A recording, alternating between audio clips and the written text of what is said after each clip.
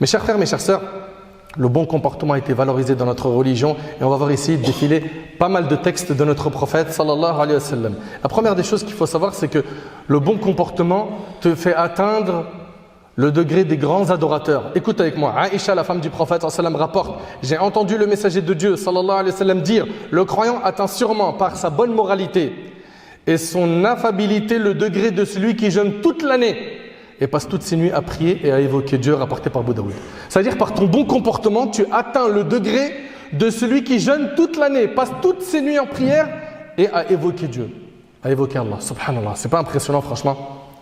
Ça, c'est par quoi? Le bon comportement. Également, parmi les fruits du bon comportement, c'est que ça alourdit ta balance le jour du jugement de bonne action. Comme vous le savez, nous, en tant que musulmans, on sait qu'après la mort, il y a une résurrection, on sera ressuscité et nos actions seront pesées sur une balance. Okay? Si tu as plus de bonnes actions que de mauvaises, tu iras au paradis. Et bien regardez ce qui alourdit la balance des bonnes actions. Selon Abu Darda, le prophète a dit: rien ne pèse plus lourd dans la balance du croyant le jour de la résurrection que sa bonne moralité et son bon caractère. Et Allah déteste en effet tout grossier au parler impudique. Je ne sais pas si tu imagines, Allah il déteste la personne vulgaire. Et aujourd'hui, on a certains, pour ne pas généraliser, certains de nos frères, de nos sœurs qui sont vulgaires. Tu arrives à imaginer, Allah, il déteste ces personnes. Toi, tu es content d'insulter des mères, d'insulter un tel, il se concurrence dans ceux qui ont des nouveaux gros mots aujourd'hui, notre jeunesse. Mais Allah, il déteste ces personnes. Tu veux être détesté par Allah?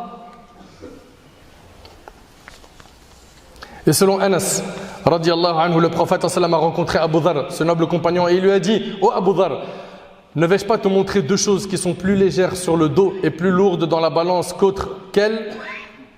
C'est-à-dire ici, deux choses qui sont faciles à pratiquer, mais qui sont lourdes dans la balance des bonnes actions le jour du jugement. Abu Dhar lui a dit: certes, au messager d'Allah, le prophète a dit: je te recommande le bon comportement.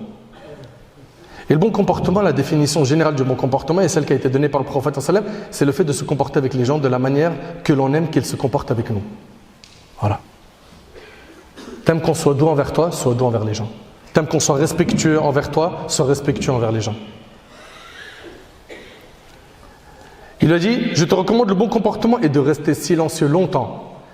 Ça veut dire quoi? Ça veut dire rester beaucoup silencieux, car le silence permet d'éviter les péchés qui sont commis par la langue.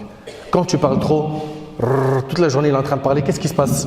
Médisance, calomnie, insulte, moquerie.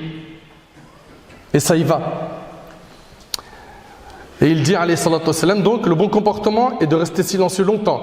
Car je jure par celui qui détient mon âme dans sa main, les créatures n'ont pas œuvré par des œuvres comme celle-ci, comme ces actions-là. Et c'est rapporté par Abu Ya'la. Également, le prophète sallallahu alayhi wa sallam a dit: certes, celui à qui il a été donné sa part de douceur, il lui a été donné sa part de bien, de l'ici-bas et de l'au-delà.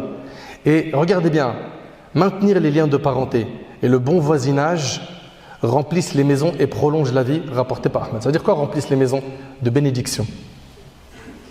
Et prolonge la vie, ça veut dire que ta vie elle est bénie. Tu feras beaucoup d'actes d'obéissance. Ta vie elle sera bénie. Et d'après Abu Hurayra radiyallahu anhu, le prophète sallallahu alayhi wa sallam a dit: celui qui est facile à vivre. Vous connaissez des gens comme ça, ils sont faciles à vivre, ils sont faciles. Et d'autres, ils sont quoi? Ils sont trop durs, leur tempérament il est dur. Celui qui est facile à vivre, calme et doux, Allah l'interdit à l'enfer, rapporté par le Bayhaqi.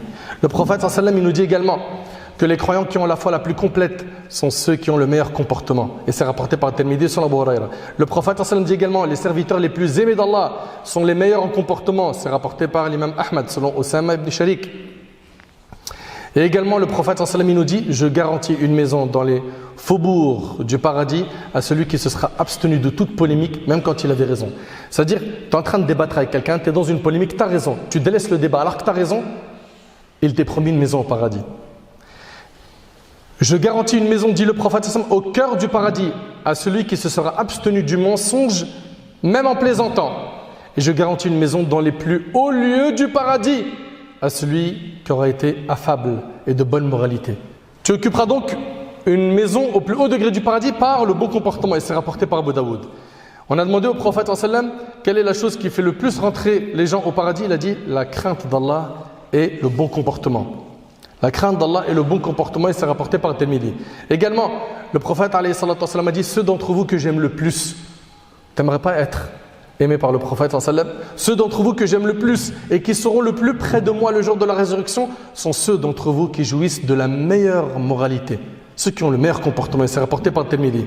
Et quand tu regardes les textes de la religion, quand on regarde les actes qu'Allah subhanahu wa ta'ala il a rendus obligatoires pour nous, regardons les piliers de l'islam, tu verras que dans nos adorations, il y a toujours une finalité, c'est d'avoir un bon comportement. Regarde, Allah tabaraka wa ta'ala dit Inna salata tanha 'anil fahsha'i wal munkar.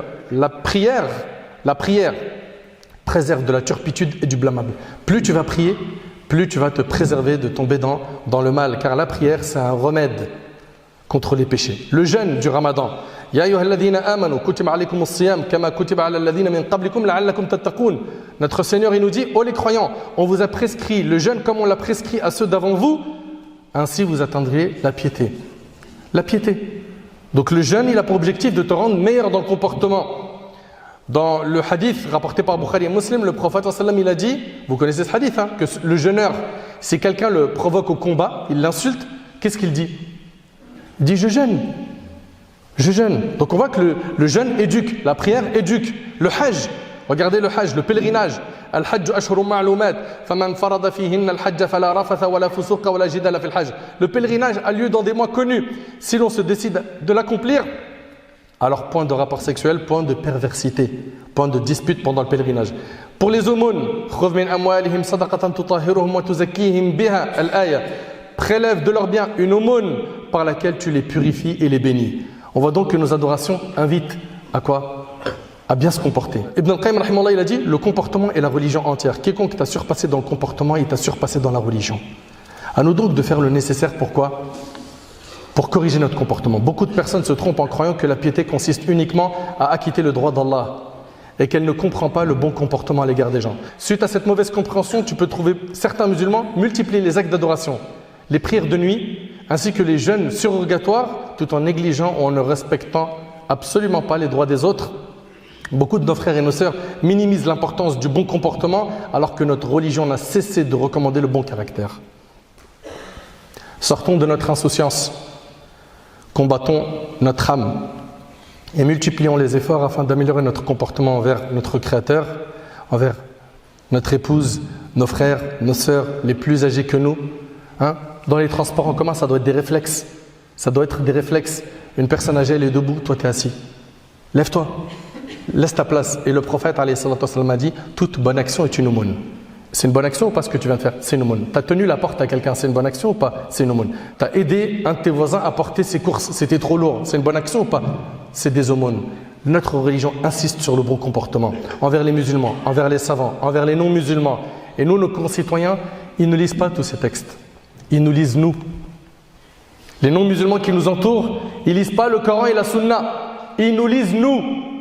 Qu'est-ce qu'on leur a montré de notre comportement? Ce qui a été dit aujourd'hui ou l'inverse?